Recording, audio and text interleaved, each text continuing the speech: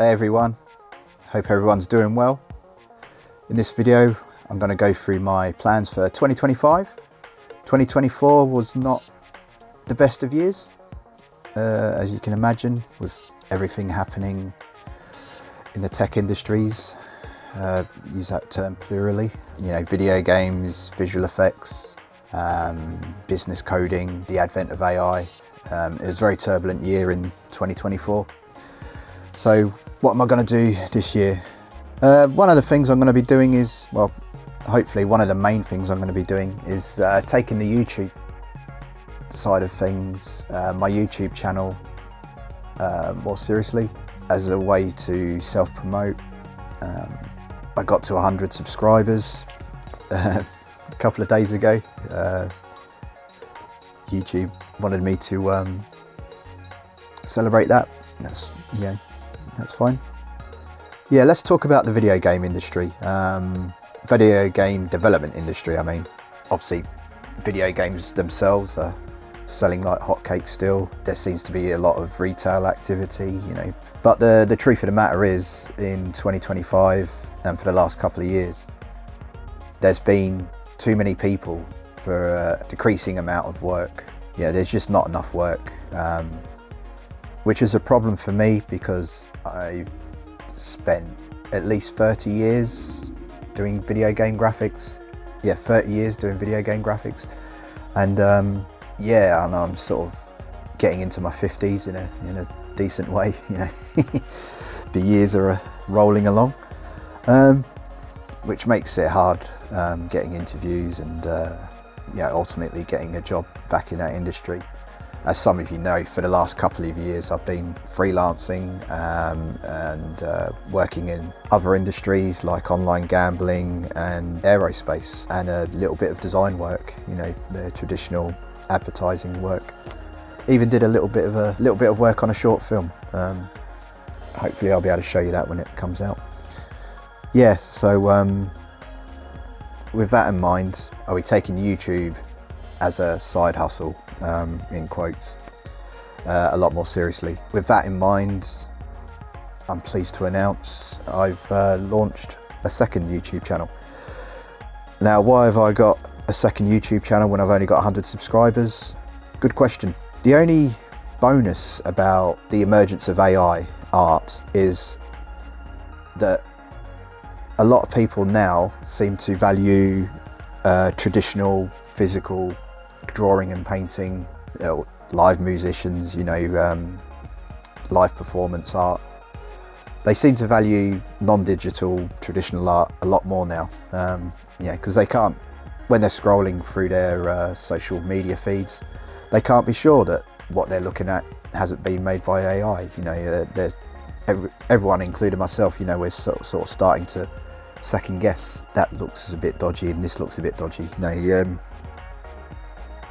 A lot of the time I'm sure you see an image and it isn't made by AI, but if it's executed pretty well, then yeah, there's a danger of just assuming it's AI. Yeah, so now I've got this main channel, Anthony Rosbottom, and I'm going to keep that to be the channel where I feature my drawing and painting, both digital painting in Procreate and Photoshop, Critter, or just drawing in with pen and ink on paper or pencil. And if I can get back to it, yeah, sort of acrylic painting. We'll see. I think all my acrylic paints have probably dried to dust now.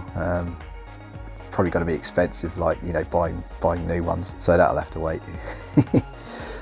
But yeah, so this main channel will be drawing and painting in all its forms, and maybe video essays on the periphery of that. And the second channel is Anthony Rosbottom 3D, and that will be the channel I feature my graphics, my 3D graphics that I do either professionally or as a hobby, my own 3D art. But I also want to feature video game graphics on that second channel as well. It's just the channel name would be quite long, Anthony Rosbottom 3D and video game graphics. I was like, let's just, mush it all together and you know, go from there. So yeah, like I say, I'm gonna feature my own 3D graphics in there. Sometimes I'll be showing what I'm doing, what I'm up to 3D wise. Sometimes do tutorials, you know, showing other people things that I've learned myself about 3D graphics and the process of creating them.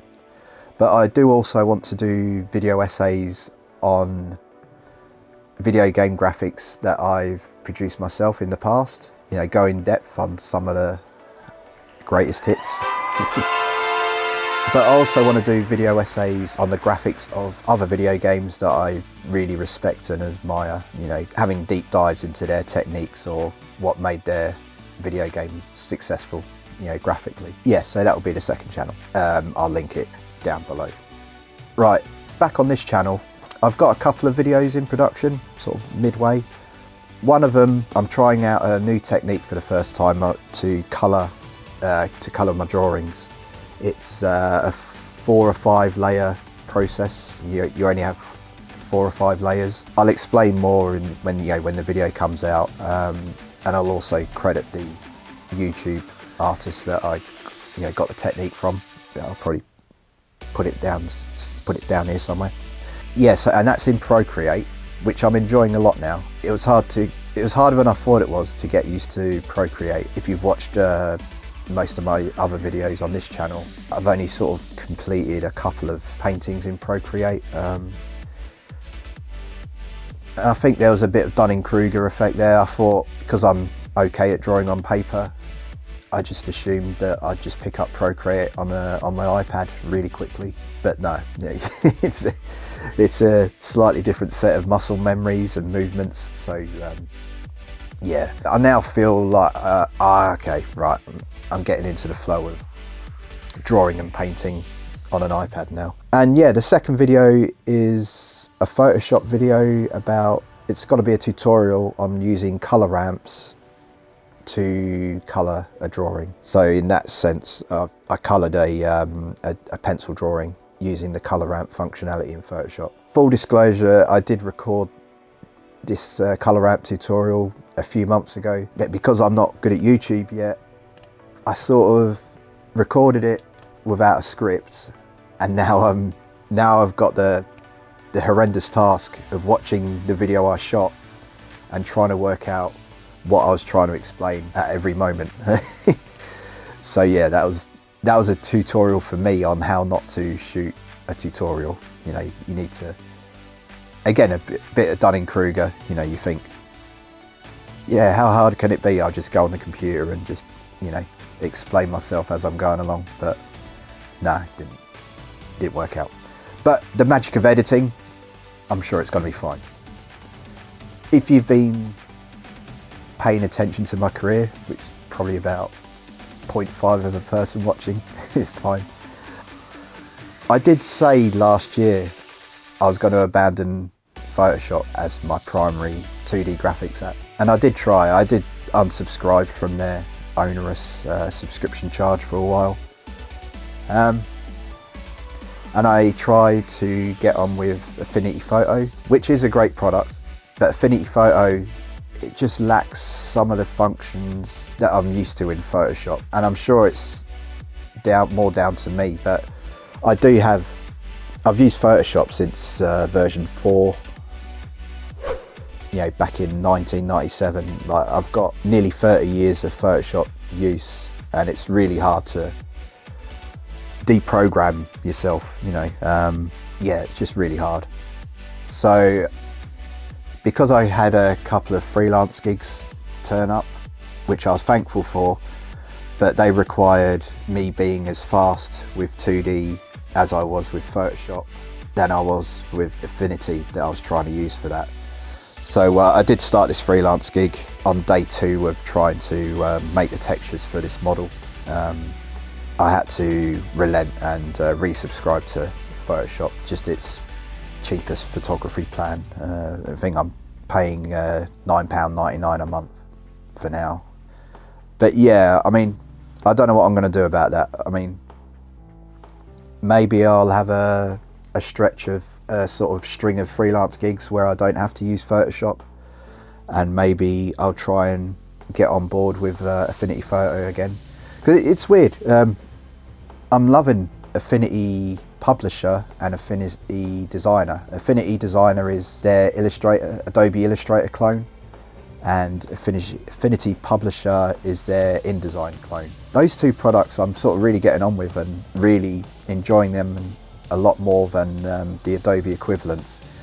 It was just the Affinity Photo that was just like, I just couldn't get on with it. But again, like I say, I just need to, at one point in my career, which, you know, is getting on a bit now, I just need to rip the Adobe Photoshop band-aid off and just stop using Photoshop. When I use Photoshop now, it is through gritted teeth. You know, all the AI stuff that's in there, it's cool, you know, some of it's cool, you know, remove background, that's great. Generative fill, that's great.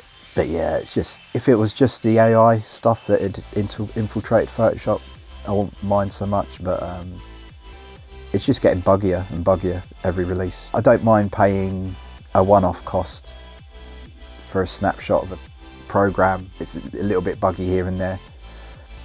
Anyway, I don't want to end on that sour anti-Adobe tirade, rant, whatever. But yeah, I think 2025 is going to be a hard year for everyone in the creative industries. It's going to be hard for everyone. I don't even know why I added the creative industries bit, you know, it's just going to be hard for everyone. We all know why. But I think we can all, I don't know, I shouldn't speak for everyone else, but personally, I think it's going to be a year where I reevaluate some of my values. You know, do I want to be retiring with millions in a pension?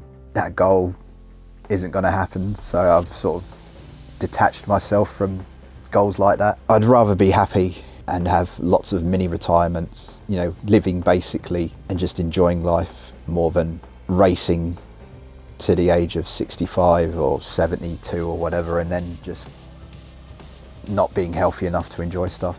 But yeah, I get the sense a lot of people are thinking that way. You know, this, not to get philosophical or political, you know, the capitalist system, it's not doing the majority of people a lot of favours. I mean, it is. I mean, no one's starving. Most people have got the basics, but it's just that gap between having the basics and surviving and being well off. It's just not, the gap is just huge now. So I think a lot of people, myself included, sort of just reevaluating where the hedonic set point is, you know, where the happiness is. And I think doing a lot of things for free, or taking pleasure from low cost or free activities is the way to go. Petting your dog, having a walk in the countryside, I think they're going to have to be the highlights of life. Like, you know, chasing all this materialistic stuff, it hasn't worked. Not for me anyway. I don't know. Maybe comment if you're still on that grind, you know. You know, must have a big car, must have a big house. Anyway, I'm waffling. Thanks for watching. If you've made it this far, thank you very much. And I'll see you in the next one. All right, bye.